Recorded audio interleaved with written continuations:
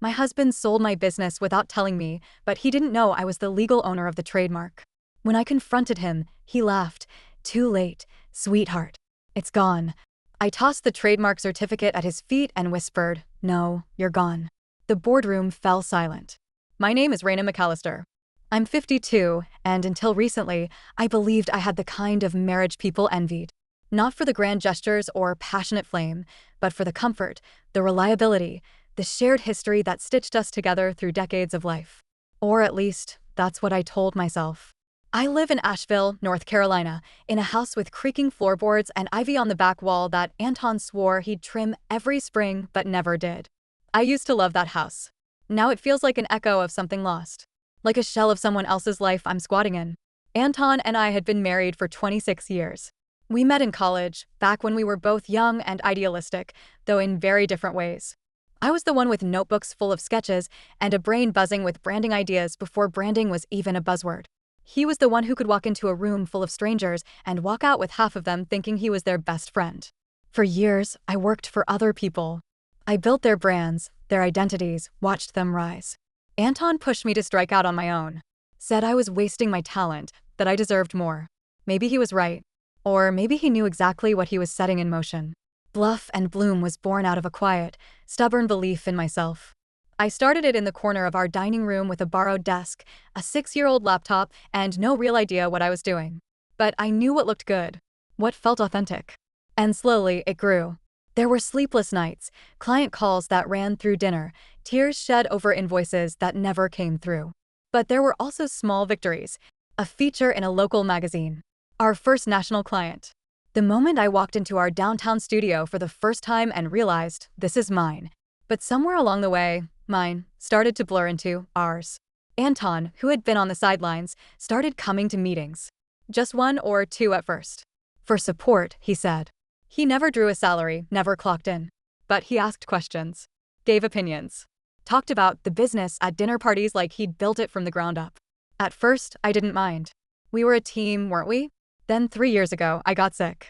It was nothing dramatic, just a series of infections that wouldn't go away, fatigue that felt like walking through molasses. It scared me. Anton was attentive. Kind. He made tea, insisted I rest.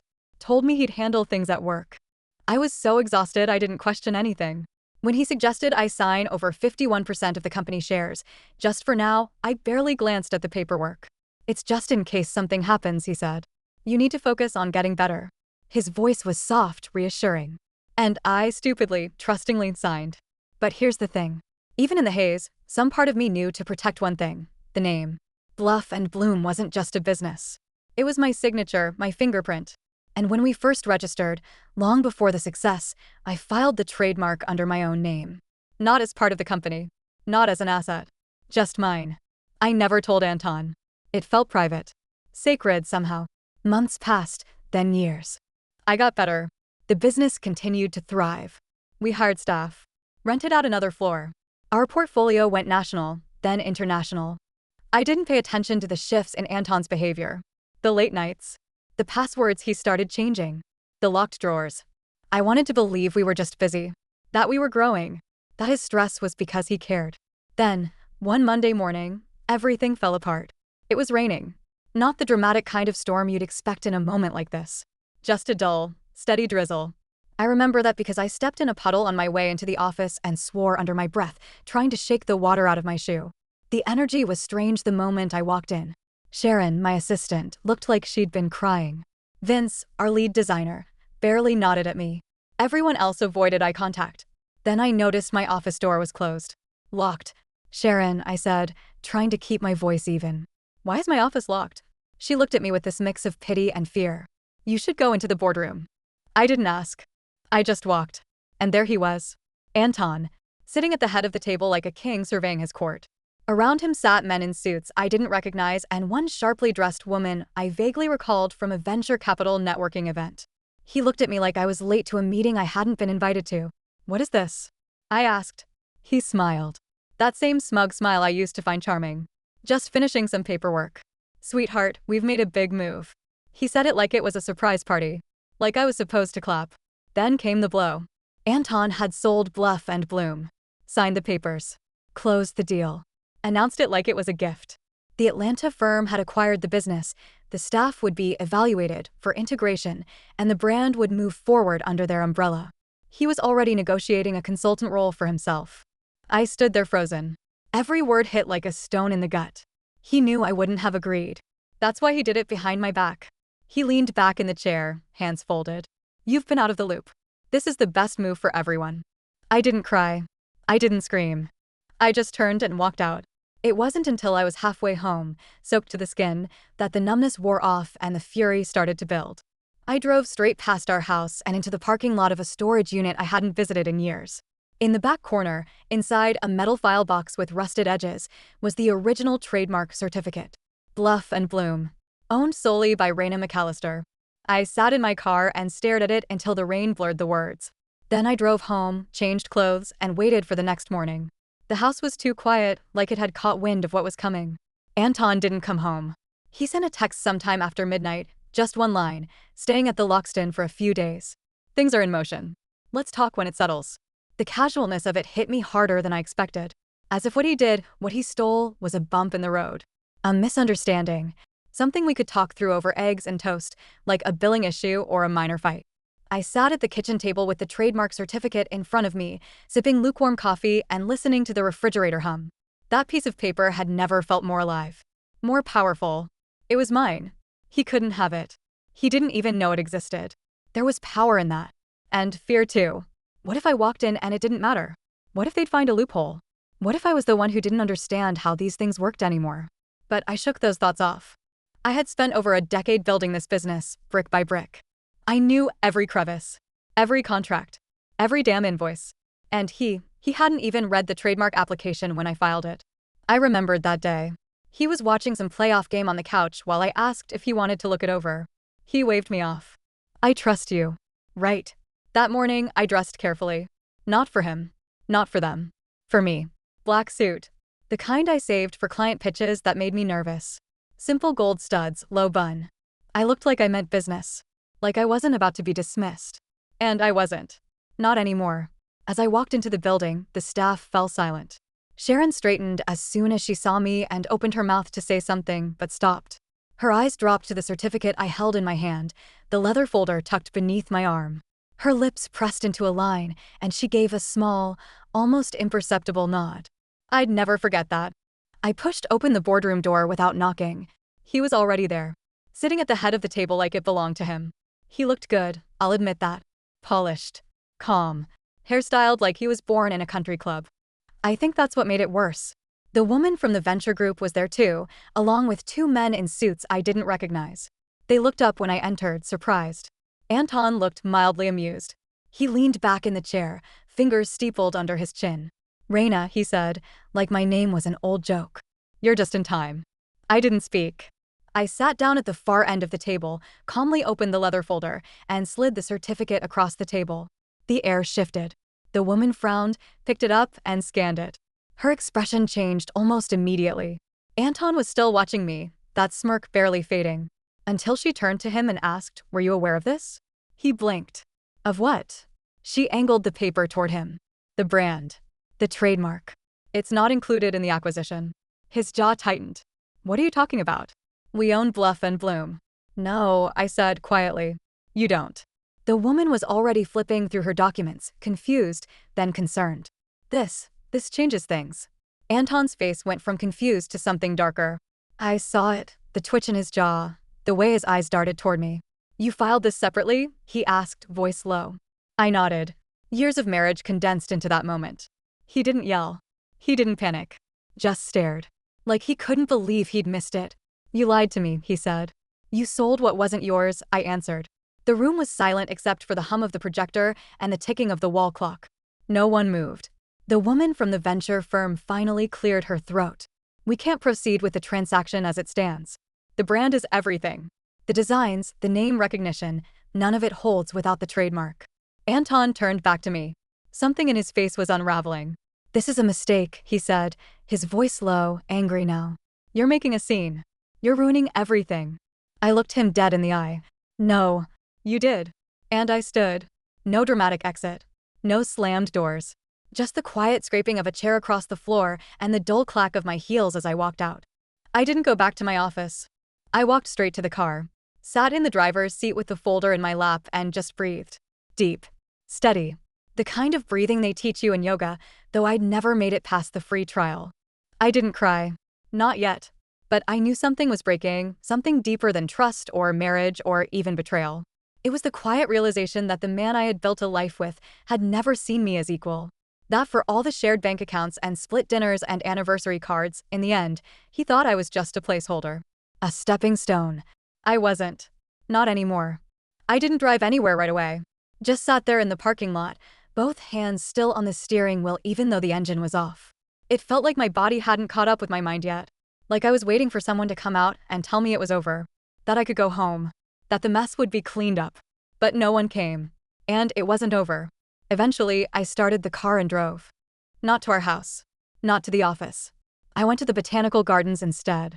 I hadn't been there in years, but something about it felt necessary. Like I needed to remember something soft. Something green and alive.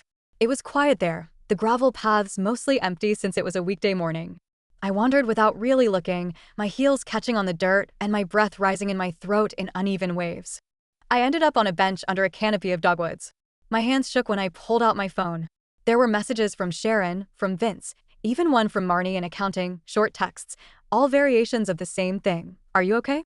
We didn't know. I'm so sorry. I didn't answer any of them.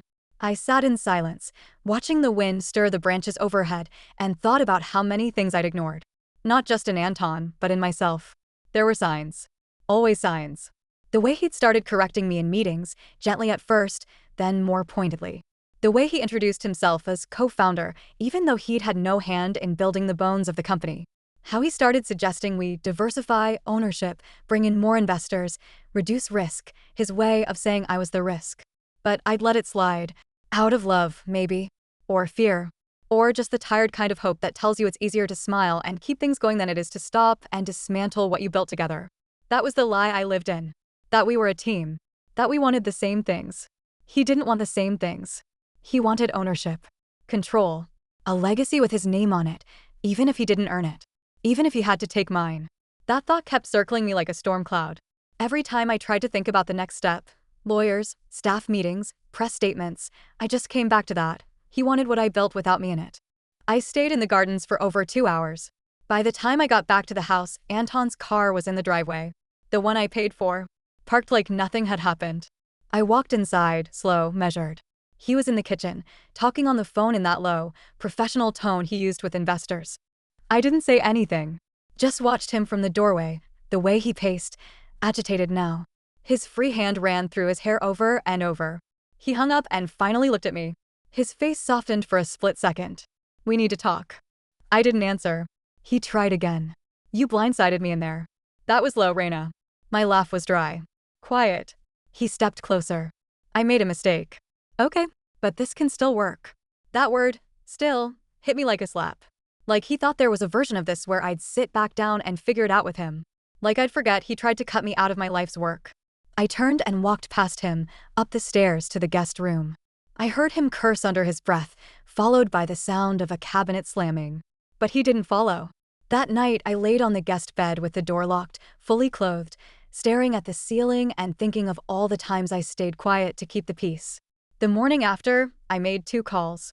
One to my lawyer, the other to a branding consultant I knew from a conference 2 years ago. I didn't want revenge. I wanted protection. I wanted to build a wall so high around what I created that no one could ever try to take it again. The next few days moved in slow motion.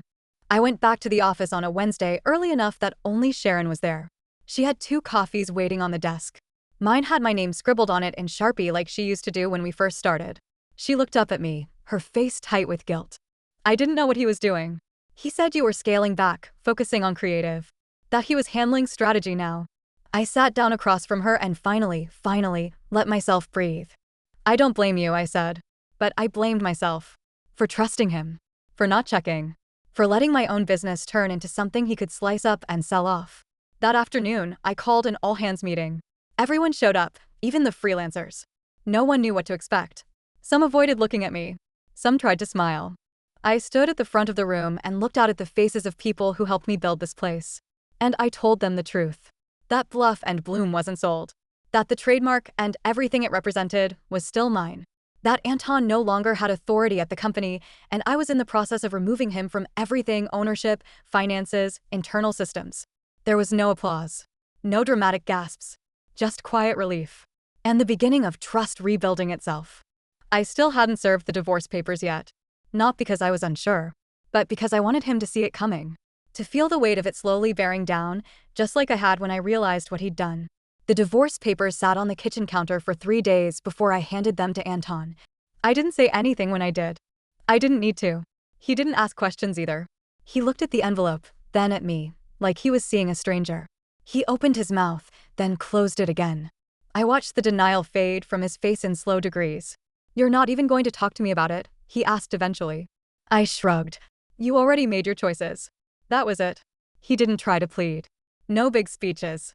He just nodded once and walked out the front door with a bag he'd already packed. Maybe he knew. Maybe he'd known for a while. That night, I had dinner on the back porch by myself. A glass of wine. Something warm I'd barely tasted. The silence in the house had changed. It didn't echo anymore, it settled. Like dust finally choosing where to land. The legal side of it all took time. Lawyers moved slowly. But my trademark held. Anton's share of the business had never truly been his without it. Every presentation, every brand mention, every product tied to Bluff and Bloom ran through that mark. He couldn't sell what wasn't his to begin with. And the firm in Atlanta? They backed out the day after I presented the ownership record and threatened litigation. Quietly. Cleanly. They knew better than to fight a woman with everything to lose and a paper trail that ironclad. Anton tried to renegotiate. He called my lawyer twice.